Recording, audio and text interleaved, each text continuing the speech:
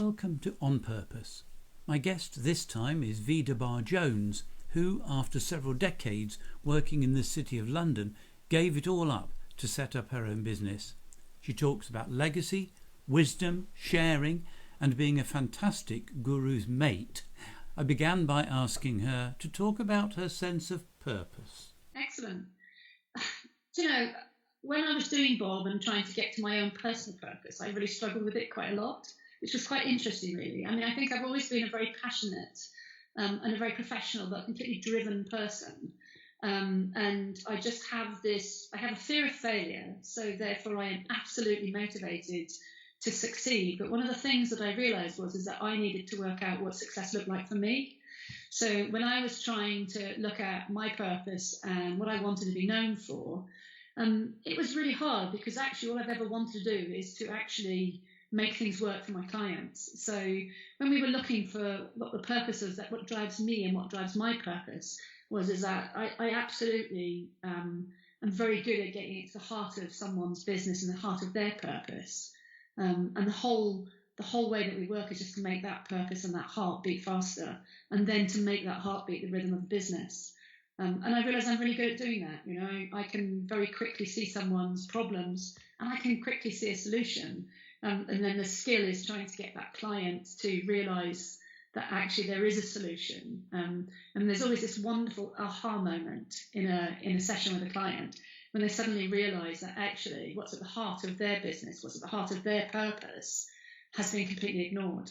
So I'm very good at getting to the heartbeat of the business and making it beat faster. And I guess I discovered that really was my purpose.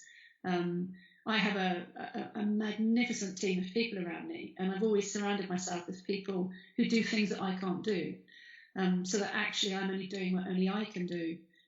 So yeah, I'm driven by actually, once people know what their purpose is and once they've found the heart of their purpose, just making that the heartbeat of their business. How did that sense of purpose emerge? I mean, for most of us, it's not something that we suddenly discover, like the pearl of great price. It's something that evolves over a period of time. Tell us a little bit about that journey. Yeah, that's an interesting question. One of the things that we are is that we are actually a brand-led growth agency.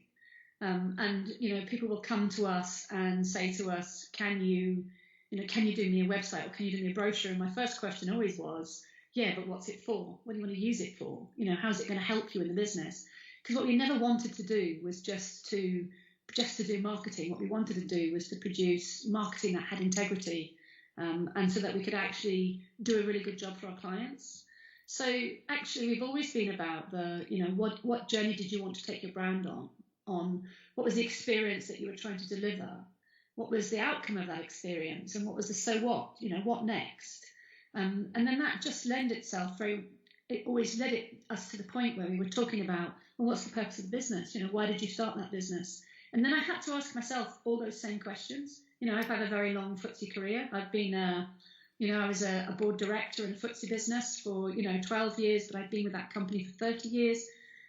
I had to ask myself the same question. Why had I decided to come out of my corporate life and then start my own company? At 55, it was just like, why did I do that?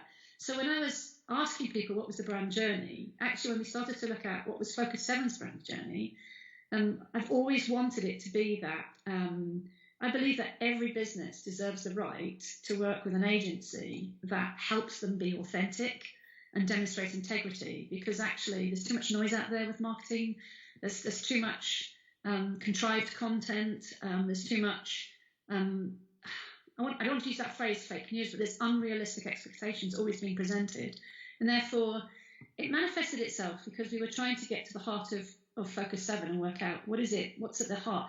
And we wanted to put ourselves on a pathway to sustainable growth. And we realised that actually what we were doing with our brand-led growth was helping businesses find a pathway to sustainable growth. And once that sort of started to fall into place, then I realised that actually we weren't just a marketing agency, we were a marketing agency with a purpose. And so it was an interesting journey for us as a company, actually. We took every single employee through the Bob 2-day brand DNA. We ran it in-house. And we had this collective moment all together of, my God, brand means business. We're brand-led growth. This is great. It was a real kind of like a real cohesive awakening at the same time for all of us. And actually that made it really exciting. So it kind of came about because we were putting ourselves through the same process we put our clients through. And we wanted to really work out what was at the heart of our business, and therefore, could we say that we were about authenticity and integrity? And I think we can. And you raised an interesting point there, well, a couple of interesting points, in as much as, I guess for a lot of us, it's always easier to guide somebody else through a process than apply the process to ourselves. Absolutely. I'm a consultant. Tell me about it. And also you talk about putting the business through it. I wonder how the sense of purpose for Vida Barr-Jones fits alongside that for Focus7. And how does your personal purpose get clarified? How's it the same as, how's it different from the business? Yeah, it's interesting because actually it's a good question. I got asked that question once before, and I asked my staff once what they felt was my asset. What was how was I? And actually, what they said is that when you walk into a room and you're with clients, you come alive. You get so in the zone. And actually, what I wanted to do, all you're doing then is just sharing your knowledge and the wealth of your experience. And I'm open, and I like to think that I'm quite not an open book, but I'm very open. I'm very transparent, and I suppose my own personal journey is to very much be in that advisory space and to be in that I wouldn't say guru space, but to be in that space where I have 40 years of commercial experience, of cultural experience, and I have 12 years of creative experience, and therefore me as a brand, I'm not two sides of a coin. I'm a very complex triangle. I come at things in a very creative way, but I have a very commercial head on me. But I love the cultural side, the people side, taking the organisation with you. So my brand, which is, if you like, I'm the kind of person that our clients, I'm the first encounter for clients. They meet me. And then when I have actually helped a client visualize what they want from us, my team take over. So they're very much the creative side of the business, whereas I'm very much the strategic side of the business. And so, I try to use my 40 years of experience in commercial, cultural and creative. And I do it through building relationships with people. So I think I'm very much a relationship builder. And my business is very much literally a brand builder. And I think we've got those two distinctions, which is nice. And I think I like to try and spend time with clients. I do a lot of coaching and mentoring with people. I've coached and mentored other brand specialists as well. I feel the market's there's room for all of us, so that's what I do.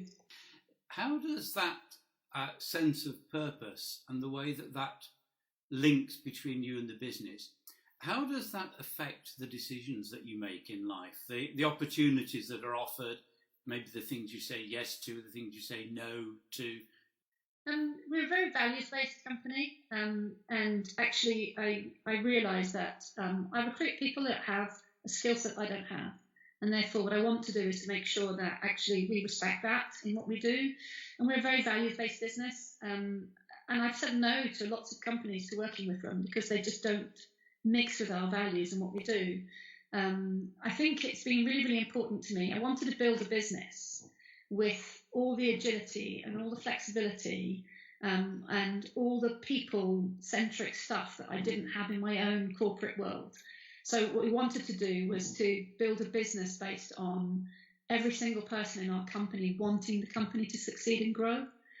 So, we have a very agile workforce. We've got lots of single parents. We've got lots of families. For us, it's always been about you never miss a school assembly, you never miss a Christmas Carol concert, you never miss a sports day, things family first. And my whole way of approach with, if you can find the heart of somebody's business and you can actually get that lovely blend for somebody on how they can actually see a way forward to sustainable growth of their company, but they can bring in that balance of life and therefore actually find that purpose and spend time. I'm a liveryman. I'm a freeman of the City of London. I'm a liveryman. I like to do other things other than work. For me, it was really important to be able to find my own work-life balance, and therefore that's what I try and help my clients do, is to find that work-life balance. When we went into lockdown, the first thing, we went into lockdown a week before everybody else and got all of our staff working from home very quickly in safe environments. So yeah, purpose is, for me, it's all about values, it's all about the intent, it is about passion and drive, but it's also then about understanding what that end game is and making sure that everything is realistic in the way that we aim for that. But yeah, I think it's in that mixture for me of, we're a very values-based business. I'm a very values-based person, and I like to think that I take those values with me when I'm driving for my purpose. And the final bit, if we go forwards beyond the time of working, beyond the time, you're sort of sitting back with your feet up in front of the fire in the latter part of life, and you're looking back, what in a nutshell would you like to hear people saying about you and the contribution that you've made? Yeah, wow. I was talking about this with Leona, my partner, and I was just saying to Leona, I worked in the commercial environment predominantly all of my career, except for the last 10 years when I had my own company. And I made a mark for everybody else I'd ever worked for. I was making my company rich. I was making my clients rich. We were always helping clients achieve that. I wanted to leave a legacy, and I wanted it to be something which I could look back on with pride. But I wanted to be remembered as somebody who'd made a difference. And I wanted to be remembered as somebody who had really helped people on the pathway to growth, and that they would go back and go, oh my God, she was so passionate, she was so professional. She really shared her knowledge and her wisdom. And she was just, an open book and ready to help. And I'd like that to be how people view me and remember me by. I'm not, I don't want to be a guru who shifts the world. I've always said this, is that I am a fantastic guru's mate. I'm a great first officer. I'm not necessarily an entrepreneur myself, but I'm a fantastic entrepreneur's mate. When people come to me with their ideas, I can make their ideas happen. And I want people to go, oh my God, that wouldn't have happened if it wasn't for Vida. That would be my greatest achievement, is if people could just go, we did it with her and because of her. That would be something that I'd sit there with pride.